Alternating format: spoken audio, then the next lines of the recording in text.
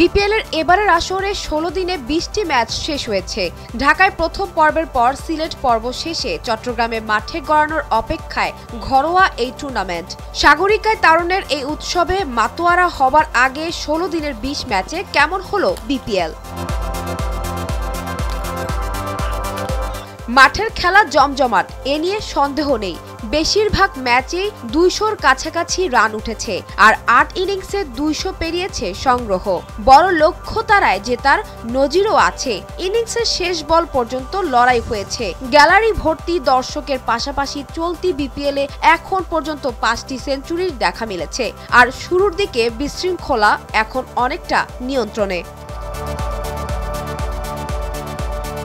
Run প্রসঙ্গে স্মরণ করতেই হয়, এবারের বিপিএল এর বাউন্ডারি তুলনামূলক ছোট, যেটা রান বেশি হবার অন্যতম কারণ। তাই বাউন্ডারি দৈর্ঘ্য আরও বাড়ানোর কথা বলেছেন জাতীয় দলের সাবেক অধিনায়ক তামিম ইকবাল। তবে রান বেশি হওয়ার পেছনে ছোট বাউন্ডারির তুলনায় ভালো উইকেটের ভূমিকায় বেশি দেখেন বিপিএল গভর্নিং কাউন্সিলের সদস্য সচিব নাজমুল আবেদিন ফাহিম।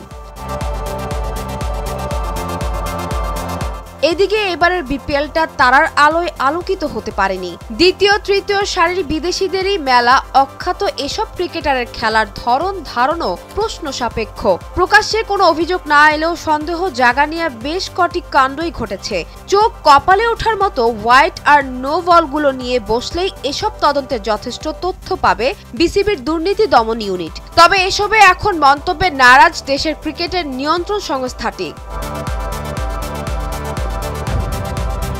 পরবর্তীত রাজনৈতিক পরিস্থিতিতে চলতি বিপিএলকে নতুন বা অন্যরকম বিপিএল বলা হচ্ছে। দর্শককে বিনামূল্যে পানি দিতে মুগ্ধ কর্নার, গ্যালারিতে Abu Sayed stand, theme song থেকে টুর্নামেন্ট শুরুর আগে হওয়া বিপিএল মিউজিক ফেস্টও হয়েছে, কিন্তু আদলে অন্যরকম কিছু এখনো চোখে পড়েনি। কেননা এবারের আসরে সবচেয়ে বড় যে প্রতিশ্রুতি ছিল সেটা হলো টুর্নামেন্টে বৈশ্বিক কোনো তারকাকে আমন্ত্রিত অতিথি করে আনা। তিনি খেলার বা অন্য কোনো জগতের সেলিব্রিটি হতে পারেন, কিন্তু এই নিয়ে এখন কোনো সারা শব্দ নেই। তবে এ প্রসঙ্গে স্পষ্ট কিছু বলতে পারছেন না গভর্নিং কাউন্সিলের সদস্য সচিবও, যদিও তার দাবি বিপিএলকে ঘিরে তারুণ্যের উৎসবের অংশ হিসেবে সারা দেশে অনেক কিছুই হচ্ছে, যার সব হয়তো বিপিএলে দেখা যাচ্ছে না।